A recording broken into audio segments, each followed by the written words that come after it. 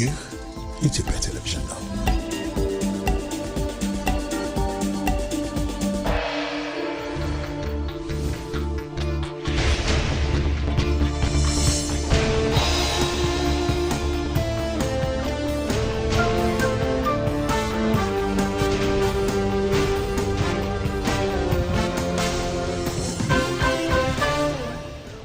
ጤና ይስጥልን ሰላም በኢትዮጵያና በመላው ዓለም ያላችሁ ተከታታዮች እንደምን ቆያችሁ? 2 ሰዓቱ ነው።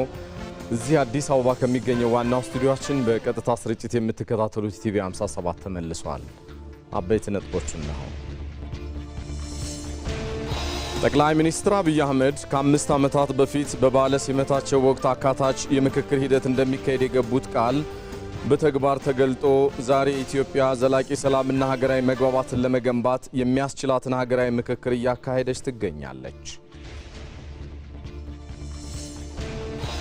ከጫካ ትግል ተነስቶ የሀገርን ስልጣን በብቸኝነት እስከ መቆጣጠር የደረሰው ህገወጡ የህወሓት ቡድን ዛሬ ላይ ከአውራ ፓርቲነት ወደ ህገወጥ ሽፍታነት ወርዷል።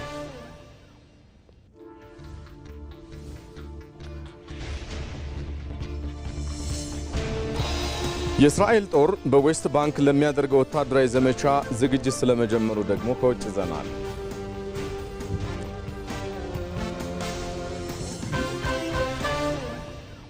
ሰለሞን ኃይለ ኢየሱስ ነኝ። ዘገባዎችን እየተከታተላችሁ አብራችሁን ዝለቁ።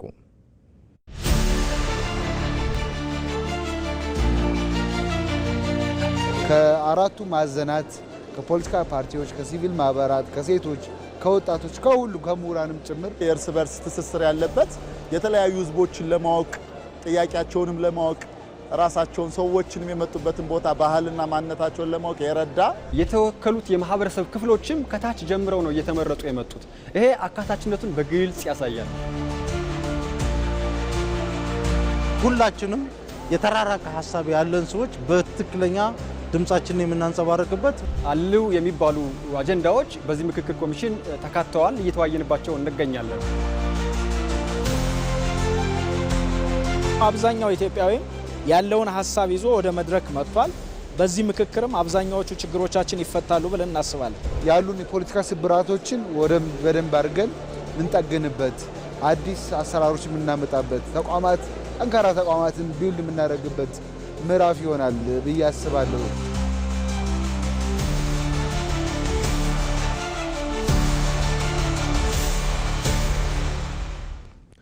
ወደ ቀዳሚው ዜና አሻገራለሁ።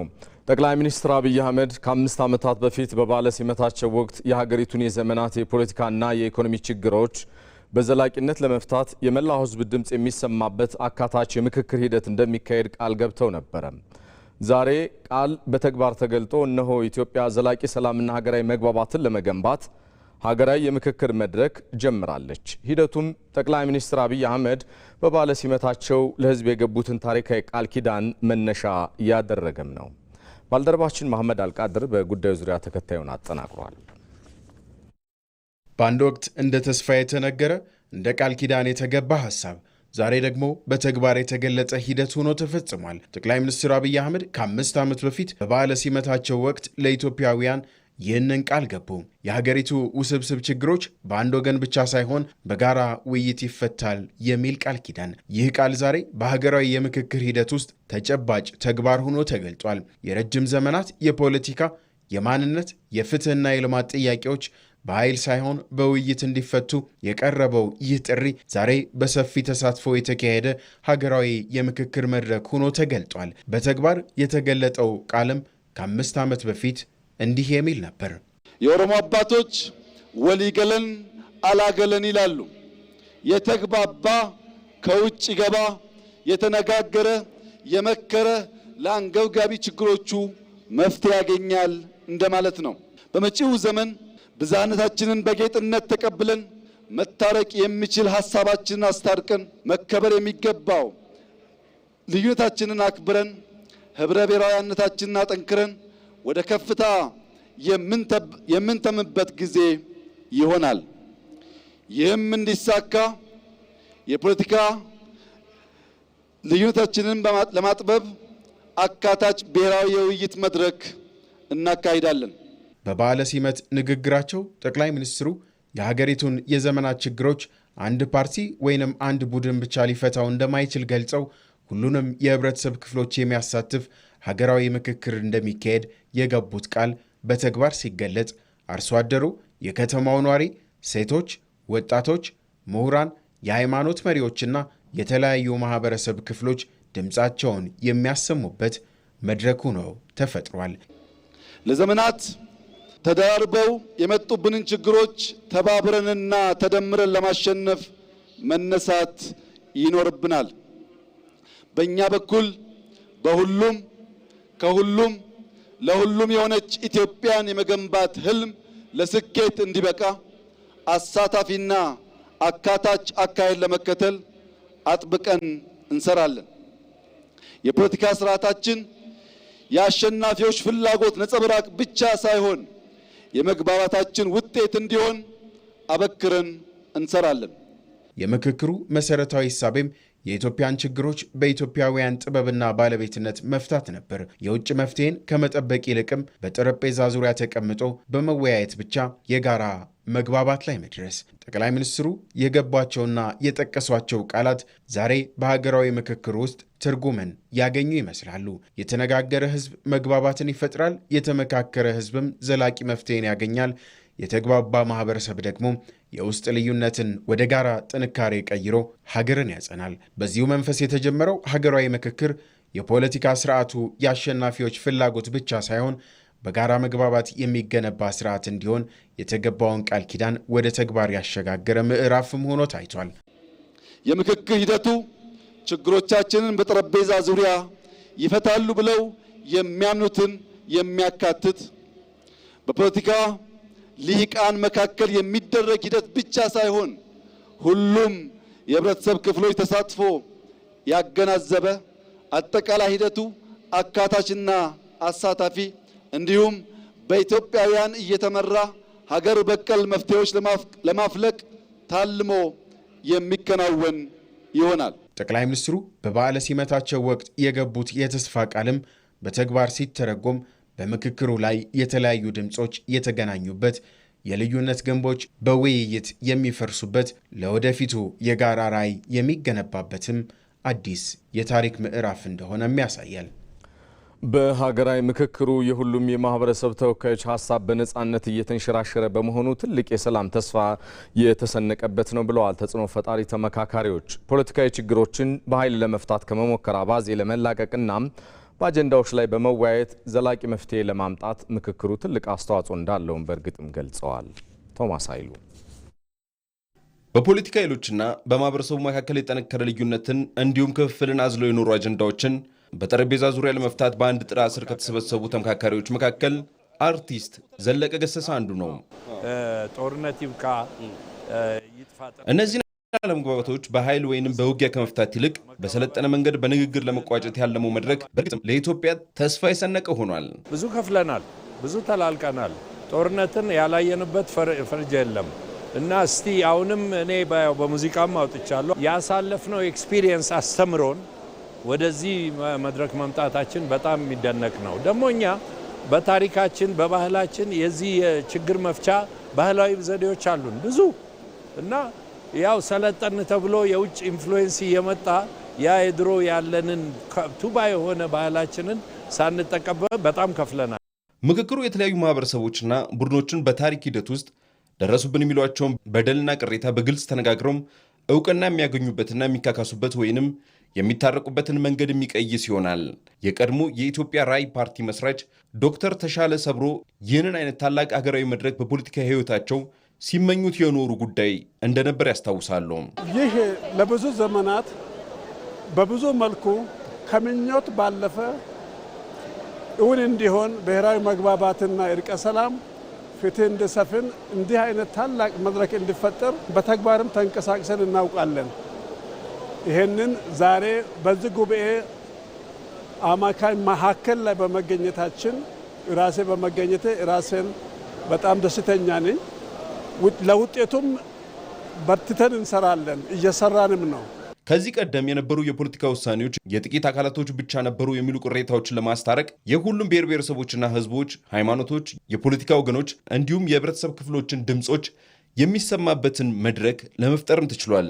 ይህ ደግሞ በዋና ዋና ሀገራዊ መሰረቶች ላይ የወደፊት አቅጣጫዎችን የሚያሳይ የጋራ ስምምነት ላይ ለመድረስና ለጠንካራ ሀገረ መንግስት ግንባታም ወሳኝ ሆኗል። በሀገር ጉዳይ ላይ ልንነጋገርበት ይገባል። እናም ደግሞ በተለይም ደግሞ እንደ አንድ በሀገር ላይ ተግዳሮት የነበሩ የሆኑ ጉዳዮች በሙሉ የሚዳሰሱበት የሆነና የተለያዩ የኢትዮጵያን ጉዳይ የዳሰሱ ሰዎች በአንድ ላይ የሚመክሩበት ከመሆኑ አኳያ እዚህ ውስጥ ተጨምቆ የሚወጣው ሀሳብ ትልቅ ግብአት የሆነ ስራ ነው ማለት ይችላል። ጥሩ ለውጦችን፣ መልካም ስምምነቶችን፣ መተማመኖችን፣ መከባበሮችን እና የጋራ ሀብቶችን በጋራ መጠቀም ላይ መሰረት በማድረግ ውይይት የተደረገባቸው ብዙ መፍትሄዎች ስላሉ ከዚህ አንጻር አሁንም ያን የወል ተጠቃሚነታችንን ለአንድ ሀገር ያለንን ለሀገራችን ያለንን የሁላችንንም ተሳትፎ መሰረት አድርጎ የሚሰራ ነገር ትልቅ ተስፋ ይኖረዋል ብዬ አምናለሁ።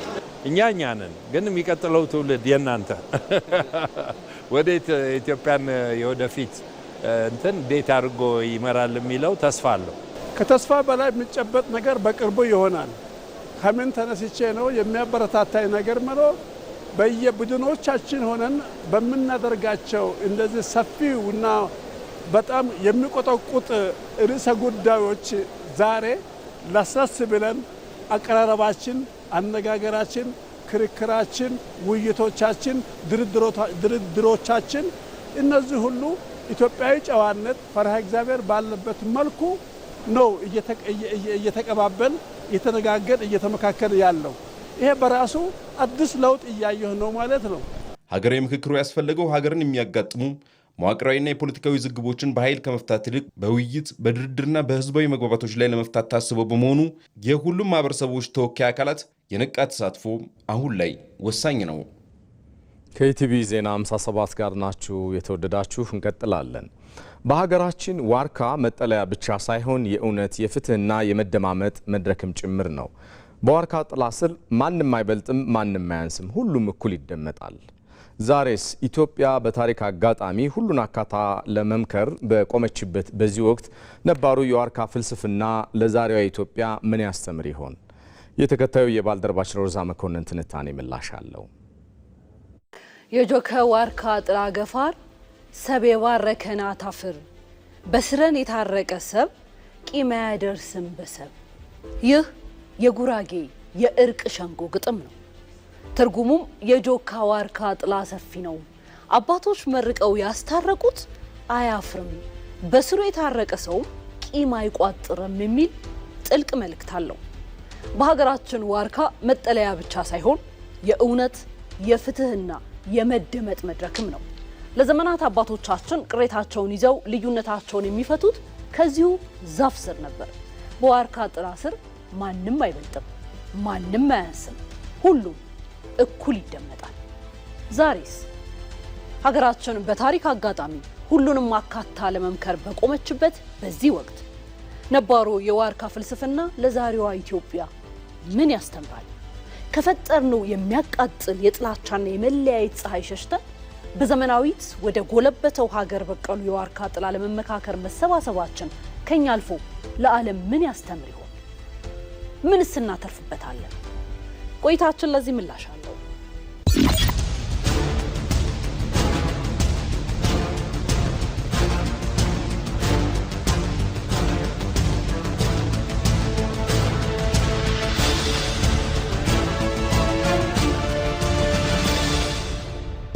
በዜሮ ድምር ፖለቲካ ማህበራዊ ትስስርን በመናድ በአግላይነት ልዩነት ግንብ ሲገነባ የዋርካው ዘይቤ ግን ግንቡን በማፍረስ ትስስርን በማደስና እርቀ ሰላም በማውረድ ላይ ያተኩራል።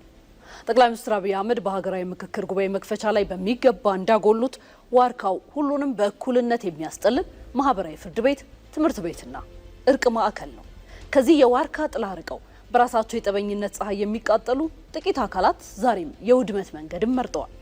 ሳይረፍድ ወደ ዋርካው ጥላ መመለስ መቻል ከስሜታዊነት ወጥቶ ወደ ምክንያታዊነት፣ ከጥላቻ ወጥቶ ወደ መደማመጥ መሸጋገር ነው። ይህ የዋርካ ዘይቤ ከሩቅ የሚመጣ ሳይሆን የኛው ሀብት ነው፣ የራሳችን። በሀገራችን የሚገኙ ብሔር ብሔረሰቦች የራሳቸው የሆነ ከዘመን ዘመን የተሻገረና እጅግ የዳበረ የግጭት አፈታትና የምክክር ጥበብ አላቸው። ለአብነት የተወሰኑትን እንመልከት። በኦሮሞ እውነትን በመፈለግና የተበደለን በመካስ ላይ የሚያተኩረው ጃርሱማ፣ በጉራጌ የጋራ ህግጋትን በህዝባዊ ውይይት የሚያወጣው የጆካ ሸንጎ፣ የሲዳማው ሶንጎና የወላይታው ወማ እንዲሁም የአፋሩ መድአና የሶማሌው ሄር እነዚህን ለአብነት ያህል ጠቀስን እንጂ ኢትዮጵያ በየብሔሩ መሰል ግጭትን የምትፈታበት ተመካክራ የምትሸመግልበት በርካታ ስርዓቶች አሏት። እነዚህ ሁሉ ደግሞ ደም መፋሰስን በፍጥነት በማስቆም ማህበራዊ ውልን የሚያጠናክሩ ጠንካራ እሴቶቻችን ጭምር ናቸው። እነዚህ ሁሉ ሀገር በቀል እሴቶቻችን በአራት ጽኑ መሰረቶች ላይ የቆሙ ናቸው። መመካከር፣ መደማመጥ፣ እውነትን መፈለግና ይቅር ባይነት። የሀገር ምክክር ኮሚሽንም አቀራረቡ ይህንኑ ባህላዊ ጥበብ ወደ ዘመናዊ መዋቅር ያሳደገ ነው። የህዝብ ተወካዮች ምክር ቤት በአዋጅ ቁጥር 1236/2014 ያቋቋመው የኢትዮጵያ ሀገራዊ ምክክር ኮሚሽን ከውጭ የተኮረጀን ቀመር ሳይሆን የራሳችንን ባህል መሰረት ያደረገ መፍትሄ ይዞ ብቅ ብሏል። ከ1200 በላይ ወረዳዎች የተውጣጡ ከ4000 በላይ ወኪሎች ሴት፣ ወንድ፣ ወጣት፣ አዛውንት ከሰሜን እስከ ደቡብ ከምስራቅ እስከ ምዕራብ ከሃይማኖት አባቶች እስከ ሲቪክ ማህበራት ሁሉም እኩል ባለ ሀገር በአንድነት የተሰባሰቡበት ታላቅ ሀገራዊ መድረክ ታላቅ ሀገራዊ ዋርካ ነው። ዋና ዓላማው መሸናነፍ ሳይሆን በአግባቡ ተደማምጦ በጋራ ሀገራችን እንድታሸንፍ ማድረግ ነው። የኢትዮጵያ ሀገራዊ ምክክር ኮሚሽን እስካሁን ያከናወነው ተግባር አንድ ትልቅ አፍራሽ ትርክትን የሰበረ ነው። ኢትዮጵያውያን በራሳቸው ተመካክረው መፍትሄ ማምጣት አይችሉም የሚለውን አስተሳሰብ ሰብሯል። ህዝባችን ጦርነት ሰልችቶታል፣ ሰላም ናፍቆታል። መንግስትም ከዚህ ታሪካዊ ምክክር መድረክ የሚወጣውን ምክረ ሀሳብ ውጤት በዕለታዊ አሰራር ውስጥ ለማዋሃድ ፖለቲካዊ ቁርጠኝነቱን በሚገባ አሳይቷል። አሁን ከፊታችን አንድ ብሩህ ተስፋ አለ። የዋርካውን ተስፋ ወደ ተጨባጭ ሀገራዊ እድገት፣ ዘላቂ ሰላምና ዲሞክራሲያዊ ስርዓት መቀየር። ለዚህ ደግሞ ከጥላቻው ፀሐይ ወጥተን ሁላችንንም በእኩልነት ወደሚያስጠልለው የዋርካ ጥላ ስር መሰባሰብና ውሳኔዎቹን በጋራ መከታተል ግድ ይለናል። መልካም ውይይት ከተመቸ አልጋ በላይ እረፍት ይሰጣል እንደሚባለው ይህ ባህላዊ የምክክር ጥበባችን ለዘመናዊ የፖለቲካ ችግራችን እውነተኛ የእረፍትና የሰላም ጥላ እንደሚሆን አያጠራጥርም። ለዘመናት ልዩነቶችን በጠመንጃ ለመፍታት የሞከረችው ኢትዮጵያ ዛሬ ደግሞ በምክክር ጠረጴዛ ዙሪያ አዲስ ባህል ለመገንባት እየተጓዘች ነው።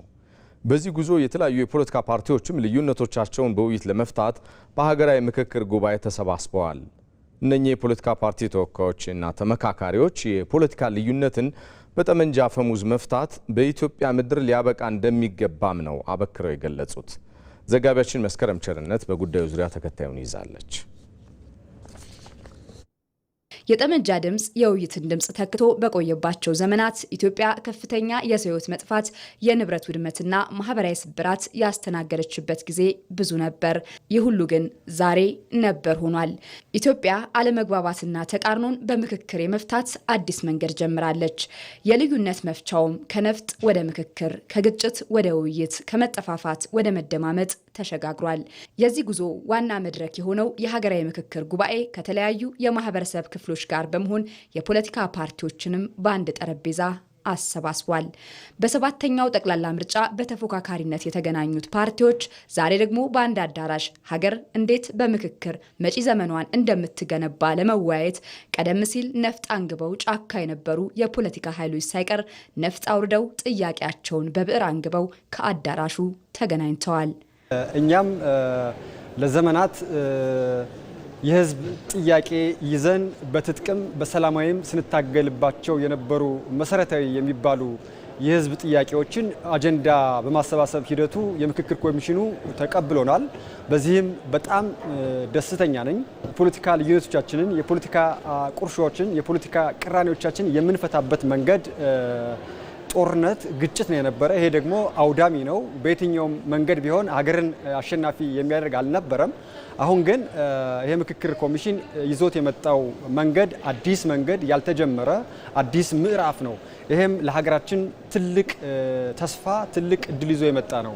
ለዚህ ሂደት የሀገራዊ ምክክር ኮሚሽን ያደረገው ጥረትም የጎላ ነው። የተለያዩ የፖለቲካ ኃይሎች ሀሳባቸውን በምክክሩ እንዲያቀርቡ ተደጋጋሚ ጥሪ አቅርቧል። ዛሬም የምክክር ጉባኤው መካሄድ ጀምሮ እንኳን በሩን ለማንኛውም የፖለቲካ ኃይል ክፍት አድርጓል።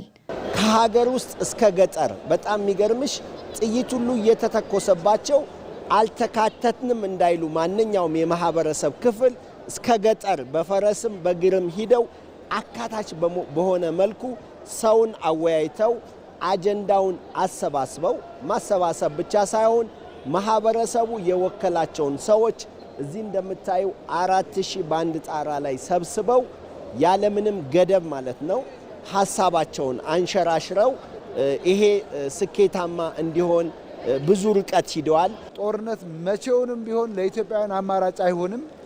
መነጋገር፣ መመካከር፣ መወያየት ኢቭን አስፈላጊ ከሆነም ደግሞ መደራደርም የሚያስፈልግበት ሁኔታ ነው ያለውና ይሄ ክፍት በሆነበት ሁኔታ ላይ ትጥቅ አንግበው ከጠላት ኃይል ጋር ኢትዮጵያን እንደገና መልሶ መውጋት እጅግ በጣም ባንዳነትም ስለሆነ ይሄ በአብዛኛው ተመካካሪዎችም የተወገዘ ያለ ተግባር ነው ብዬ ነው የማስበው። የዚህ ምክክር ትልቁ ስኬት ሁሉንም ልዩነቶች በአንድ ጊዜ መፍታት ብቻ አይደለም። ከዚያ የሚበልጠው የምክክርን ባህል ማጠናከር፣ ልዩነት በተፈጠረ ቁጥር የመጀመሪያው አማራጭ ጠመንጃ ሳይሆን ውይይት እንዲሆን ማድረግ ነው። በአብዮት ሳይሆን በሪፎርም ስለሆነ የሀገር ፖለቲካ የሚሰራው ከተወሰነ እኛንም ቀጣዩንም ጀነሬሽን ሊያራምድ የሚችል ያ ደግሞ የራሱን ጉዳዮች አይቶ መፍትሄ ሊሰጥበት የሚችል ማዕቀፍ መመስረት ነው የኛ ሚና። ክራይሲስ አውድቀት አውጎንጽ ድነው ከባቢ መፍትሄው ጠመንጃ ኃይል ይሆነ ለመጀመሪያ መፍትሄው ይሄን ምን ግጭት ውስጥ ላለ አካባቢ መፍትሄው ጠመንጃ ሊያም ኃይል አይደለም። ቀዳሚው መፍትሄ መደማመጥ፣ መወያየት ነው። ከሁሉም በላይ ደግሞ በዚህ ውይይት ውስጥ የሚወሰነው ሳይሆን ጉዳዩ የሰዎች ፍላጎት ምንድነው የሚለው ነው። የኔ ሐሳብ የበላይ ነው የሚል አሸናፊ ስለማያደርግ ኢትዮጵያውያን ምንድነው የሚፈልጉት የሚለው የሚለይበት መድረክ ነው። ምክክር እንዳለመታደል ሆኖ እኛ ሀገር የፖለቲካ ልዩነቶችን የምናስተናግድበት መንገድ እጅግ አውዳሚና ኋላ ቀር ነበር። ስለዚህ ያን ኋላ ቀር ነው እየተሻገርን ያለ ነው። ዛሬ ምክክር ኮሚሽን ስናወራ ስለ ምክክር ኮሚሽኑ አጀንዳዎቻችንን ይዘን እንዲህ በጋራ ስንመክር ለነገው ትውልድ የምናወርሰው ትልቅ ነገር አለን ማለት ነው። የፖለቲካ ቅራኔያችንን የፖለቲካ ቁርሾችንን ለነገው ትውልድ ማሻገር የለብንም። ለነገው ትውልድ የተሻለ ሰላም፣ የተሻለ እድገት ነው የምናወርስ በሚል ነው በዚህ ምክክር ኮሚሽን እየተሳተፍን ያለ ነው። ምክክር የዛሬን ብቻ ሳይሆን የነገዋን ኢትዮጵያ ይቀርጻል። የተለያዩ ሀሳቦች የሚከበሩባት፣ የፖለቲካ ፉክክር በሀሳብ የሚካሄድባት፣ የዜጎች ድምጽ በእኩልነት የሚደመጥባትን ሀገር ለመገንባት የሚጣል መሰረት ነው። ችግሮች በሚኖሩበት ጊዜ የተራራቁ ሀሳቦች በሚኖሩበት ጊዜ በጠረጴዛ ዙሪያ ተገናኝተን በምክክር ካልሆነ በስተቀር ከዚህ ውጭ የመፍቻ መንገድ የለም የሚለውን ሀሳብ ለማስረጽ የሚደረግ ትግል ነው ብዬ ነው የምወስደው። የኢትዮጵያ የወደፊት ታሪክ የሚጻፈው በጠመንጃ ጩኸት ሳይሆን በምክክር ጠረጴዛ ዙሪያ በሚነሱ ሀሳቦች ነው። ይህ የሀገራዊ ምክክር ጉባኤ ደግሞ ለኢትዮጵያ ለአዲስ የፖለቲካ ባህል ልምምድ ያዘጋጀ ታሪካዊ ምዕራፍ ሆኗል። በሌላ ዜና በሀገር ግንባታ ጉዞ ውስጥ የመሳሪያ ድምፅን በውይይት ድምፅ የመተካት ጥረት በሀገራዊ ምክክር ጉባኤው እየታየ ነው። ትናንት የሀገርን ዳር ድንበር ያስከበሩ የቀድሞ ከፍተኛ የጦር መኮንኖችን ጨምሮ ከተለያዩ የማህበረሰብ ክፍሎች የተውጣጡ ተሳታፊዎች ዛሬ ሀሳብን በሀሳብ በማሸነፍ የጋራ መግባባትን ለመፍጠር በአንድ መድረክ ላይ ተገናኝተዋል። በሂደቱም እየተሳተፉ ያሉ ወገኖች ምክክሩ ለዘላቂ ሰላምና ለጽኑ ሀገር ግንባታ ወሳኝ መሰረት እየጣለ ስለመሆኑ ይናገራሉ። መቅደላይ ደረጀ በጉዳዩ ዙሪያ ተከታዩን ይዛለች። በጠመንጃ የሚፈታ ነገር የለም። መወያየት ያስፈልጋል። ተቃዋሚዎችም ያላቸውን ዓላማ ሰላማዊ አቅርበው ከመንግስት ጋር በመወያየት መፍታት ስለሚቻል ውይይት ነው የሚጠቅመው። እኚህን የቀድሞ የጦር ሰራዊት ከፍተኛ መኮንን የመሰሉ በርካቶች ትናንት ለሀገር የቆሙት የሀገር ዳር ድንበር ያስከበሩት ጦር መዘው ኃይል አስታጥቀው ነበር። ሀገር ግን በጦር ብቻ ሳይሆን በመደማመጥም ትጸናለች ብለው አምነው ዛሬ በሀገራዊ ምክክር ጉባኤው ተገኝተዋል። ስለ ፍቅር እጁን የሚዘረጋ ስለ ጸብ የሚያወሩትን ስተት እያረመ የመጣበትን የስተት መንገድ ላለመድገም ተመካካሪዎቹን የወከለው ኢትዮጵያዊ በምክክሩ ትልቅ ተስፋን ሰንቋል። ይህ የሀሳብ መድረክ ጥቂቶች ብቻ የሚመክሩበት ሳይሆን እያንዳንዱ ኢትዮጵያዊ የሀገር ባለቤትነቱን የሚያረጋግጥበት የሀሳብ መዋጮውን የሚሰጥበት ነው። ይህ አዲስ የምክክር ሂደት ከጠመንጃ ይልቅ ውይይትን ለማስቀደም ትልቅ እድልን የሚፈጥር ነው። በውይይት የጸና ሀገር ጠመንጃ ተሻግሮ የማየት አቅም ይኖረዋልና በሀገርም በውጭም ያሉት ተቃዋሚዎች አንድ ሆነው በመነጋገር ዘለቄታ ያለው ሰላም ግድ በኢትዮጵያ ውስጥ መፈጠራል። ምክንያቱም ግጭት አይጠቅመንም እና በጠላት የተፈረጅን ነበር መገዳደል አይገባም። ስለዚህ መንግስት ሰላም በሩን ከፍቷል። በሀገርም ውስጥ ሆነ በውጭ ያሉ ተቃዋሚዎች አነታት ትግሉን አቁመው የሰላም ጥሪውን ተቀብሎ ወደ መድረክ ወደ ሰላም ውይይት ማድረግ ነው። በውይይት የማይፈታ ነገር ሰላም ማድረግ ለመንግስትም ለሁሉም ይጠቅማል። በሀገራዊ ምክክር ጉባኤው ሀሳብን በሀሳብ የማሸነፍ የሰለጠነና ነፃ መድረክ ተፈጥሯል።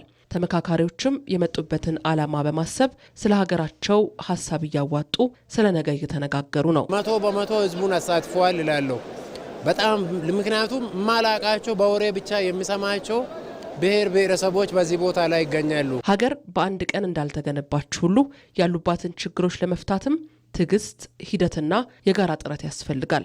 ለዚህ ደግሞ ሀገርን ለማጽናት የደም ዋጋ ከከፈሉት በላይ መስካሪም አይኖርም። ዛሬ ደግሞ ዘመኑ ምክክርና መግባባትን ይሻልና የሀገራዊ ምክክር ኮሚሽን ከምስረታው ጀምሮ ያከናወናቸው ህዝብን ያሳተፉና ግልጽ ሂደቶች የዜጎችን ተስፋ ከፍ ያደረገ እንዲሆንም አድርጎታል። በኢትዮጵያ ውስጥ መጀመሪያ ነውና አሁን ያለውን ሁኔታ ሁሉ ግጭት፣ ማንኛውም ነገር የሚያስወግድ በመሆኑ በጣም በጥሩ ሁኔታ እየተካሄደ ስለሆነ እንደሚሳካ ተስፋ አድርጋለሁ። እዚህ እንግዲህ ከፍተኛ ችግር ያለው የሰላም ጉዳይ ነው እና ሁሉም ተመካክረው ሰላም ግጭት ማስወገድ ያስፈልጋል። ምክንያቱም ግጭት ለኢትዮጵያ ይበቃል። ከዚህ ምክክር አሁን ባለ ሁኔታ የሚቀጥል ከሆነ በእርግጠኝነት እነዚህ በፖለቲካ ከባህር ማዶ ተቀምጦ የሚተቹትን ያስታግሳል ብዬ ገምታለሁ። ወደፊትም ለኛ ትልቅ ተስፋ ይሰጣል ብዬ አስባለሁ። አበቃላት ስትባል እያደር ከፍታዋን የምታልቀው ኢትዮጵያ የአንድነት አቅሟን አሰባስባ ውድቀቷን የሚመኙላትን እያሳፈረች እየተጓዘች ነው። ፈተናዋን ወደ ድል እየቀየረችም ለነገው ትውልድ ጽኑ ሀገር እየሰራችም ትገኛለች።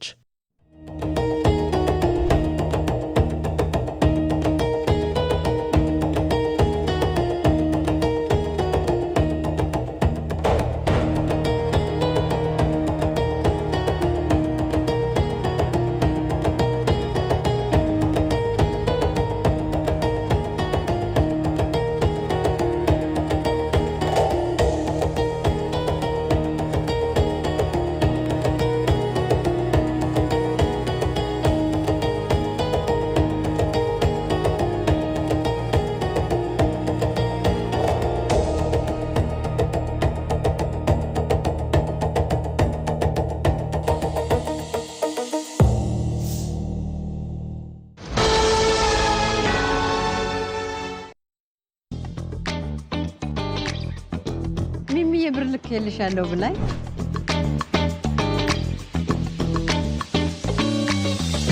ለመነዘር ወደ ባንክ እየሄድኩ ነው።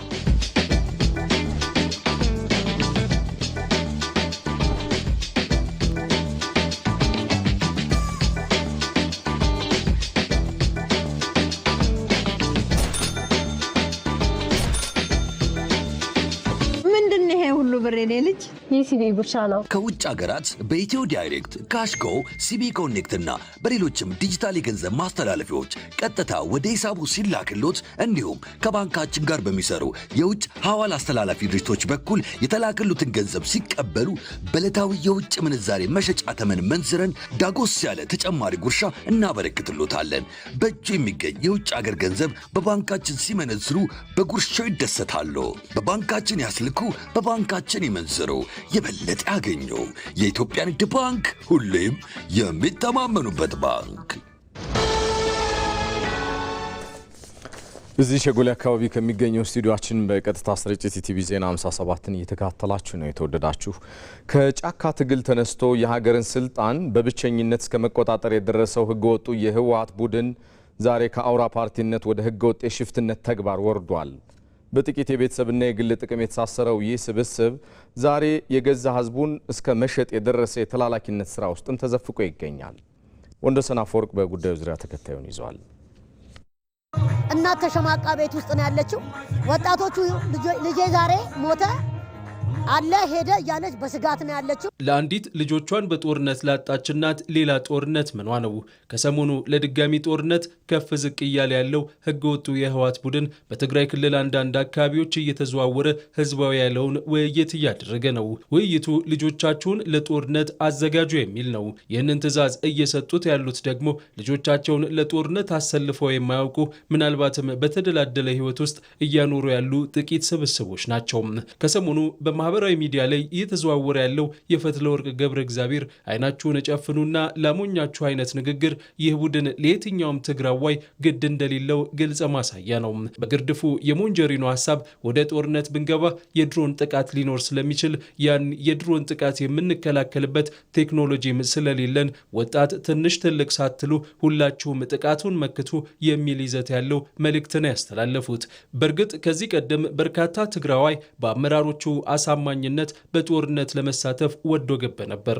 ዛሬ ግን ያ ወዶ ገብነት ስለሌለ ለጦርነት ግዳጅ አልሰለፍም የሚል ማንኛውንም ግለሰብ በሞት የሚቀጣ አዋጅ ስለወጣ ህብረተሰቡ ተገዶ ወደ ጦርነት እንዲገባ ተደጋጋሚ ማስፈራሪያ እየደረሰው ነው። በእርግጥ የሞንጀሪኖ ቅዠት ይህ ብቻ አይደለም። ጦርነት ከፍተን ወደ አዲስ አበባ ብንገባ እንደ ድሮ ብቻችንን አይደለንም። አሁን መንግስት ብዙ ጠላቶች ስላሉት እነዛ ጠላቶች ከጎናችን ይቆማሉ።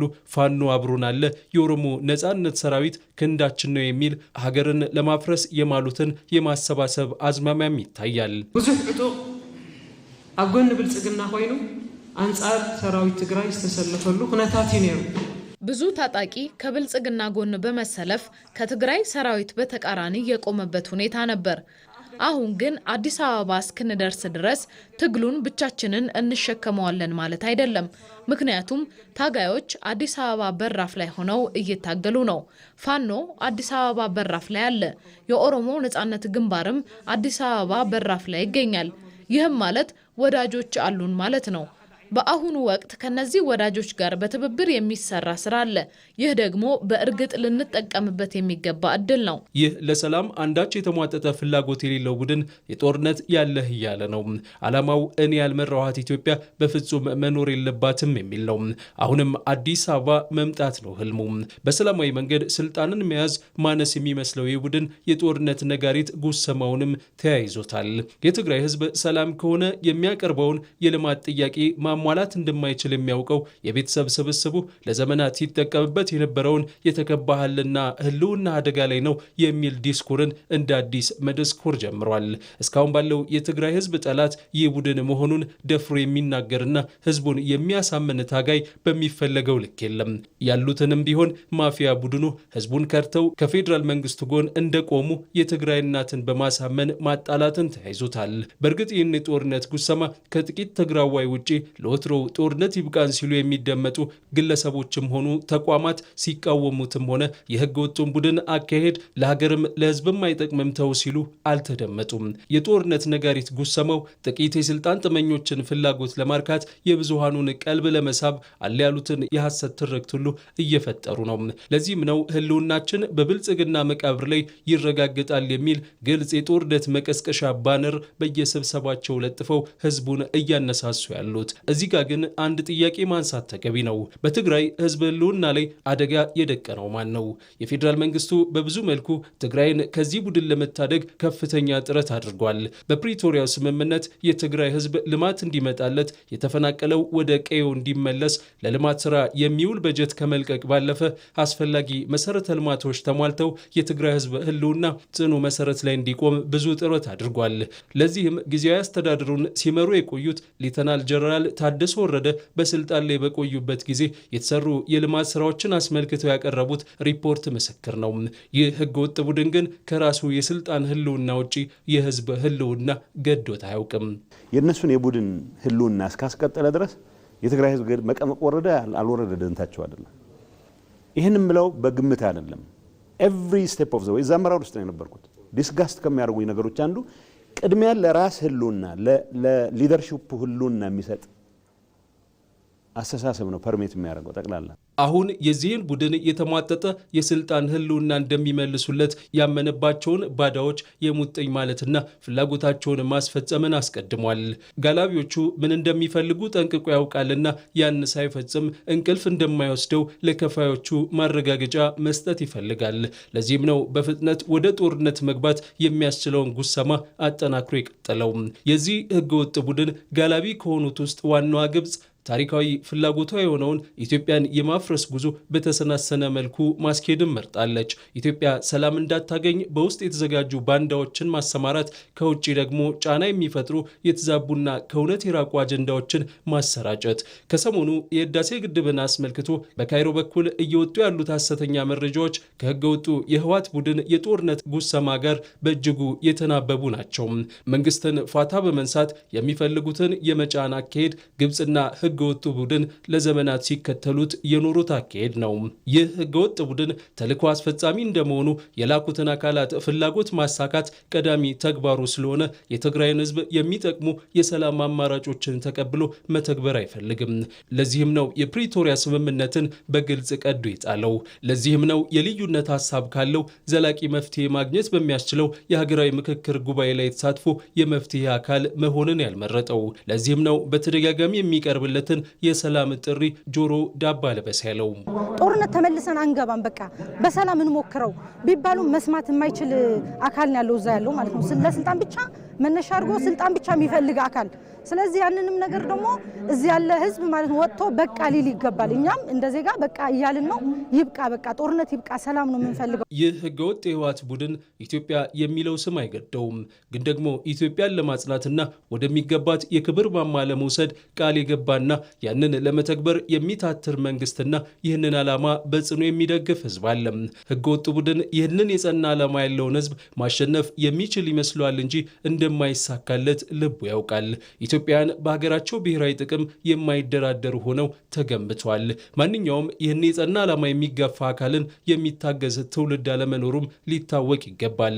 ለዚህም ነው ጠቅላይ ሚኒስትር አብይ አህመድ የኢትዮጵያን ህልውናና ሉዓላዊነት አደጋ ውስጥ የሚጥልን ማንኛውንም አካል አንታገስም ያሉት። የሚያስፈልገን ሰላም ነው፣ የሚያስፈልገን ትብብር ነው፣ የሚያስፈልገን አብረን መስራት ነው። የሚያጓጉ ነገሮች አሉ። ትግራይ ጦርነት እንዲፈጠር ሰፊ ፍላጎት አለ። እምቢ ያልንበት ምክንያት ትርፍ የለውም ብለን አሁንም ለሰላም በራችን ክፍት ነው፣ ለንግግር በራችን ክፍት ነው።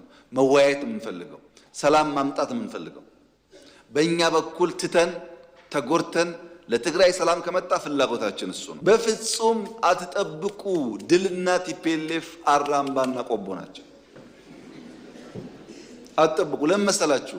የሚያሳየው ነገር ኒው ብለድ፣ ኒው ቶት፣ ኒው ዳይሬክሽን የማይቀበል ፎርስ በነበረው ነገር የትም አይደርስም። ይህ መልእክት ለመጥረቢያው ብቻ አይደለም፣ መጥረቢያውንም ለያዘው እጅና እጁን ለሚያዘው ጭንቅላት ጭምር እንጂ።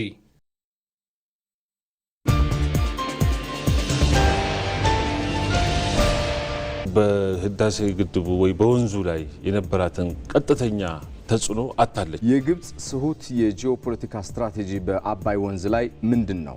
ሱዳንም ተጎድታለች የሚል የተዛባ የተሳሳተ ትርክት ለዓለም አቀፍ ማህበረሰብ ይህንን አጋጣሚ በመጠቀም ኢትዮጵያ እንድትቀበል አትገደድም። በሁለት ምክንያት፣ አንድ ዓለም አቀፍ የስምምነቶች ህግ አለ። የአረብ ሊግን ለግብጽ ዓላማ ማስፈጸሚያ እንዲውል መፍቀድ የለባቸውም። እነሱም በግብጽ ተጽፎ በአረብ ሊግ ስም የሚታተሙ መግለጫዎች ናቸው። ኢትዮጵያውያን መደራደር አለባቸው ብትል ዓለምም ሊሰማ አይችልም። አይደለም ኢትዮጵያ የአፍሪካን ህብረት ተቃዋማዊ ሚና ያላገናዘበ ንቀት የሚያሳይ ነው። እርስ በርሱ የሚጋጭ ምን አይነት ጉዳት ነው ሱዳን እያስተናገደች ያለችው? የአሜሪካ መንግስት በአደራዳሪነት ሲገባ ኢትዮጵያን መሰረታዊ የሆነ ጥያቄ ጠይቆ ነው እንጂ በኃይል ባስገዳጅነት እንዳላደረገው ማንሳት አስፈላጊ ይመስለኛል። አሁን ደግሞ መልኩን ቀይሮ የጦር ስልቱን ቀይሮ ወደ ምን መጣ? ወደ ቀይ ባህር። የግብጽ ፍላጎት ሁለት አይደለም። ብዙ ጊዜ ሁለት አድርገን እናቀርባለን። ቀይ ባህር ላይ ያላት ፍላጎት አለ፣ የናይል ላይ ያላት ፍላጎት አለ። ለኔ የግብጽ ፍላጎት አንድ ነው። ኢቲቪ ዜና 57 ጋር ናችሁ፣ እንቀጥላለን። የአዲስ አበባ ከተማ ከንቲባ አዳነች አቤቤ በኢትዮጵያ የመጀመሪያ የሆነ የአዲስ ስማርት ፖሊቴክኒክ ኮሌጅ ግንባታን አስጀመሩ። ስማርት ፖሊቴክኒክ ኮሌጁ በጀርመኑ የሰዎች ለሰዎች ድርጅትና በከተማ አስተዳደሩ ትብብር የሚገነባ ሲሆን በክህሎት የበለጸጉ ወጣቶችን ለማፍራት እንደሚሰራ ታምኖበታል። ይመራደን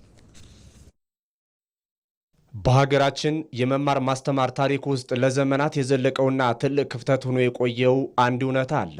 ንድፈ ሐሳብን እንጂ ክህሎትንና ተግባርን ማዕከል ያላደረገ የትምህርት ስርዓት። ዛሬ ግን ይህንን ለመቀየር እየተሰሩ ካሉ በርካታ ሪፎርሞች ባሻገር የተግባርና የእውቀት ጥምረትን የሚያበስር በአዲስ አበባ ምድር ላይ መሰረቱን ጥሏል። የአዲስ አበባ ከተማ ከንቲባ አዳነች አቤቤ በአይነቱ በኢትዮጵያም ይሁን በከተማዋ የመጀመሪያ የሆነውን ስማርት ፖሊቴክኒክ ኮሌጅ ግንባታን አስጀምረዋል። የስማርት ፖሊቴክኒክ ኮሌጁ የኢትዮጵያ የረጅም ጊዜ ልማት አጋር ከሆነው የሰዎች ለሰዎች የጀርመኑ ድርጅት ጋር በመተባበር ይገነባል። ይህ ግንባታም ሀገርን ከድህነት የማላቀቅ ጥበብ በክህሎት ላይ በተገነባ የሰው ኃይል ላይ የተመሰረተ መሆኑን በተግባር የሚያረጋግጥ አዲስ ምዕራፍ ነው። ሀገራት የበለጸጉበትን ትልቁን የክህሎት ምንጭ ሀገራችን ላይ እንዲኖረን በማድረግ በኩል ትልቅ ሚና አለው። ይሄ ትውልድ ተሻጋሪ አሻራ ነው። በአይነቱም የመጀመሪያ ነው። ተገንብቶ ተጠናቆ ለምንፈልገው እውቀትና ክህሎት መሸመቻ ስፍራ መሆን ይችል ዘንድ መሬት በማቅረብ ባለፈ ግንባታው እንዲፋጠን በተቀመጠው ፕሮግራም መሰረት እንዲገነባ ለተባለውም ዓላማ በተባለው ጊዜ ውስጥ መዋል እንዲችል አብረናችሁ የምንሰራ እንጂ ስራውን ለእናንተ ሰጥተን ዞር የምንል አለመሆኑን ማረጋገጥ እወዳለሁኝ። አዲስ አበባ አያት ጣፎ አካባቢ ላይ የተጀመረው የዚህ ስማርት ፖሊቴክኒክ ኮሌጅ ግንባታ ኢትዮጵያ ለክህሎትና ለተግባር ትምህርት የሰጠችውን ከፍተኛ ትኩረት ያሳያል። ሀገር የሚገነባው ድህነት የሚሸነፈውና የኢኮኖሚ እድገት የሚረጋገጠው በንድፈ ሐሳብ ብቻ ሊሆን ስለማይችል ሐሳብ የሚያፈልቁ አእምሮዎች ቴክኖሎጂን ተጠቅመው የሚያመርቱ የሚፈጥሩና የሚሰሩ እጆች ጥምረት ወሳኝ ናቸው። ለወጣቶቻችን እንግዲህ በዚህ ስፍራ አሰልጥነን ሰርተፍኬት አይደለም የምንሰጣቸው። ከሰርተፍኬት ባለፈ በራስ መተማመንን የሚሰሩ እጆችን፣ ሀሳብ የሚያፈልቁ አእምሮዎችን፣ ክህሎትን የምናስታጥቅበት ስፍራ ነው የሚሆነው። ኢትዮጵያ አሁን እየተሰራች ያለችው ለሁሉም ከሁሉምና በሁሉም ነው። በዚህ ማዕቀፍ ውስጥ እየተጓዘች የምትገኘው መዲናዋ አዲስ አበባም ብዙ ቃል ገብታ ብዙዎችን ቃል በተግባር እየፈጸመች ረጅም ርቀትን ተጉዛለች። አሁን የቤት ስራው እያንዳንዱን ትውልድ ታሳቢ ተደርገው የተሰሩ የልማት ውጤቶችን በተለይም ወጣቱ ወደ ጥቅም ቀይሮ ከራሱ የተሻገረ ለሀገር የሚተርፍ ሚናን መወጣት ነው። ዛሬ ወጣቱን አእምሮና ጊዜ እየወሰደ ያለውን በሶሻል ሚዲያ ላይ የሚደረገው የሰዓት ብክነት ፊታችሁን ወደዚህ በመመለስ ጊዜያችሁን እንድትጠቀሙበት። ጊዜ ካመለጠ አይገኝም። ዛሬ ልንጠቀምበት ይገባል። ጊዜው የእናንተ ነው። ኢትዮጵያ እየተገነባች ያለችው ለእናንተ ነው። አዲስ አበባ እየተገነባች ያለችው ከማንም በላይ ለወጣቶች ነው። የዛሬዎቹ ወጣቶች በጣም እድለኞች ናቸው። እድለኛ መሆናችሁን ግን ካልነቃችሁና በትክክል ካልተጠቀማችሁ ትተላለፋላችሁ። እንዳትተላለፉ እባካችሁን አደራ፣ ንቁ፣ ተጠቀሙበት። በአራተኛው የኢንዱስትሪ አብዮት ዋዜማ ላይ በምንገኝበት በዚህ ዘመን ባህላዊ የሙያና ቴክኒክ ስልጠናዎች ብቻቸውን የዘመኑን ተወዳዳሪነት ሊያረጋግጡ አይችሉም። ከሰዎች ለሰዎች ድርጅት ጋር የተደረገው ይህ አጋርነትም የነገዋን ኢትዮጵያ በበቁ በቴክኖሎጂ በተካኑና በክህሎት በዳበሩ እጆች ለመገንባት የተጣለ ጠንካራ መደላድል ነው። And we've built 8 TVTs until now, and this is going to be the 9th one. Now this is going to be different because all the other 8 TVTs have been the rural areas. 8 የሙያና ቴክኒክ ኮሌጆችን በኢትዮጵያ ገንብተናል። ይህ አሁን አዲስ አበባ ላይ የሚገነባው አዲሱ ስማርት ፖሊቴክኒክ ኮሌጅ 9ኛው ነው። ይሄኛውም ከሌሎቹ በጣም ይለያል። ምክንያቱም ሁሉንም ያካተተና ዘመኑ የደረሰበትን ስማርት ፖሊቴክኒክ ኮሌጅ ነው የሚገነባው። ስማርት ስንል ዲጂታል እንደማለት ነው። የጀርመን የትምህርት የሙያና ቴክኒክ ዘርፎች የስኬት ሚስጥሩ የተግባራዊ ልምምድ ነው። ሰዎች የሚሰሩ ጠንካራ እጆች ባለቤቶች እንደመሆናቸው ነገሮች ሊቀይሩ የሚችሉ ክህሎት መር ስራዎችን መስራት ይጠበቅባቸዋል። ይህ የሚገነባው ኮሌጅ ዘመናዊና በቴክኖሎጂ የበቁ ወጣቶችን የሚያፈራም ይሆናል። ንድፈ ሐሳብና ተግባር ሲተሳሰሩ ድህነት ይሰበራል። የተግባር እጆችና አሰላሳይ አእምሮዎች ሲገናኙ ደግሞ የሀገር ብልጽግናውን ይሆናል። የኢትዮጵያ የብልጽግናዋ ማሳያ የሆነችው አዲስ አበባም አሁን እያደረገች ያለችውም ይህንኑ ነው። ተመልካቾቻችን ህዝባችን ከጧት ጀምሮ ሲያስብበት እንደቆየው ተሳክቶለት ከቢሮ ሾልኮ ቢወጣ ይመስልሃል? የሁሉም ተመልካችና ደጋፊ ጥያቄ ነው። አዎ እያታለለ ነው የሚወጣ ይመስላል። እያታለለ ነው አይደለም። አለቃው ወጥታለች። ምትይዘው ይመስልሃል? ያመለጠ ይመስላል። አሁንም እያታለለ ነው። እንደበራ ነው። በሩ ጋር ሲደርስ ተያዘ። ይሄ ማስጠንቀቂያ የሚያሰጠው ይመስላል። ቢጫ ካርድ ዕቃ ልግዛ በሚል ተልካሻ ምክንያት ከስራውን ሊወጣ የነበረው የቢሮ ሰው ቢጫ ካርድ አይቷል። ቢጫ ካርድ። እሱስ ምን አስወጣው? እዛው ቢሮ እንዳለ አያስብ ነበር። ቢሮ እያለ ነው ያልከው? አዎ፣ መቼም በዚህ ጊዜ ቴሌብር ማይጠቀም የለም። አዎ፣ ቴሌብር ላይ በሚገኘው ዘመን ገበያ የሚያስፈልገው ማንኛውንም አይነት ነገር ቢሮ ድረስ ሸምቶ በቀላሉ ማድረስ ይችላሉ። ታዳሚዎቻችን የዲጂታል ኢትዮጵያ ግብይት መዳረሻ በሆነው ዘመን ገበያ ውስጥ የገባ ይመስላል።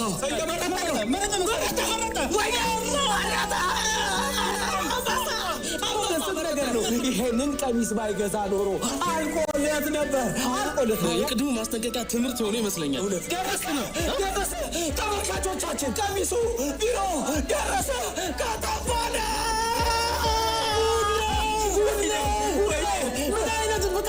ምን አይነት ቴክኖሎጂ! ወይኔ ዘመን ገበያ ከጉዳ ወጣ።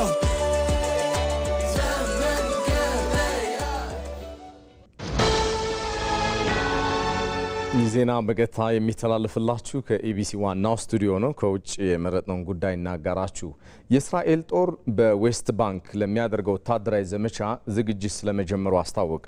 እስራኤል በዌስት ባንክ ሰፈራዎቿን በማስፋፋት አዳዲስ ህንፃዎችን በመገንባትና ወታደራዊ እርምጃዎችን በመውሰድ የምታደርገው ሂደት ተጠናክሮ ቀጥሏል። በዚህ ሂደትም ሰሞኑን በአካባቢው በተከሰተ ግጭት 4 ፍልስጤማውያንና 2 የእስራኤል ወታደሮች ተገድለዋል።